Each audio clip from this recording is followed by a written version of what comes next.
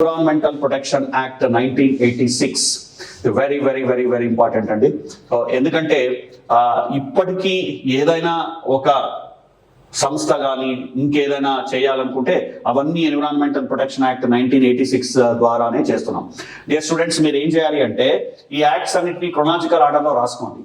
ఇది 1972, ఇది 1986, ఇట్లా ఒక ఆర్డర్లో రాసుకోండి ఎన్విరాన్మెంటల్ యాక్ట్స్ అన్ని కూడా. సో రీసెంట్ గా వచ్చిన అమెండ్మెంట్స్ తో సహా అన్ని క్రొనాలజికల్ ఆర్డర్లో రాసుకోవాలి. అప్పుడు మీకు ఈజీగా ఉంటుంది. బయోడైవర్సిటీ బిల్ లేదా బయోడైవర్సిటీ యాక్ట్ 2002 ఇట్లా. సో అన్ని భారతదేశంలో ఉన్నటువంటి చాలా ఈ యాక్ట్స్ లని ఒక సీరియల్గా ఎయిర్ పొల్యూషన్ యాక్ట్ 1981 ఇట్లాంటివన్నీ కూడా ఒక పద్ధతిగా రాసుకుంటే మనకు ఇవన్నీ ఎస్ఐలో అంటే రాసేటప్పుడు వాటన్నిటిని కోట్ చేయొచ్చు, వాటిని మనం రాయొచ్చు రకరకాల సందర్భాలు. కాబట్టి ఒక సపరేట్ గా ఇట్లాంటి వాటన్నిటిని క్రొనాలజికల్ ఆర్డర్లో రాసుకోండి. సో నేను కూడా ఇండియాలో ఉండేటటువంటి ఈ యాక్ట్స్ అన్నిటిని ఒక క్రొనాలజికల్ ఆర్డర్లో మీకు ఇంకొక స్లైడ్లో సపరేట్ గా ఇస్తాను. ఓకే, అప్పుడు మీకు కొంచెం ఈజీ అవుతుంది. So anyhow, environmental protection act 1986, పర్యావరణ పరిరక్షణ చట్టం 1926.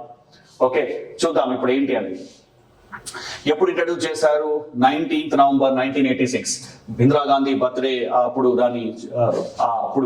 ఆ టైంలో ఈ చట్టాన్ని తీసుకురావడం జరిగింది, 19th November 1986.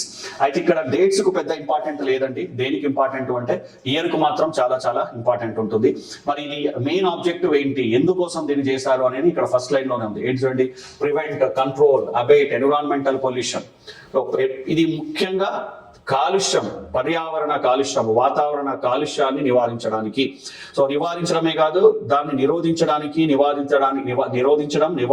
రాకుండా చూడడం, వచ్చిన తర్వాత దాన్ని నియంత్రించడం, ఇవన్నీ కూడా దీని పరిధిలోకి వస్తాయి. అంటే దానికోసం చేశారు. ప్రివెన్షన్, కంట్రోల్, అపేయడము, ఇలాంటివన్నీ కూడా దీని కిందికి వస్తుందండి. ఓకే, తర్వాత నెక్స్ట్ ఇంకా ఏం చేస్తుంది చూడండి, state governments coordinate the actions or the implementation of the act. ఇక్కడ స్టేట్ గవర్నమెంట్ రోల్ ఏంటి అంటే, స్టేట్ పొల్యూషన్ కంట్రోల్ బోర్డ్స్ ఉంటాయండి. ఈ స్టేట్ పొల్యూషన్ కంట్రోల్ బోర్డ్స్ ఏం చేస్తాయి, స్టేట్లలో ఉండేటటువంటి రాష్ట్రాల్లో ఉండేటటువంటి మనకి ఎక్కడ పొల్యూషన్ ఎక్కడి నుంచి వెలువడుతుంది, ఇండస్ట్రీస్ నుంచి మెయిన్ గా వెలువడుతుంది. వాటిని కంట్రోల్ చేయడానికి, వాటిని నియంత్రించడానికి స్టేట్ పొల్యూషన్ కంట్రోల్ బోర్డ్స్ ఉంటాయి. సో ఇక్కడ అదే చెప్తున్నాడు, ఏంటంటే state government coordinate the actions or the implementation of the acts.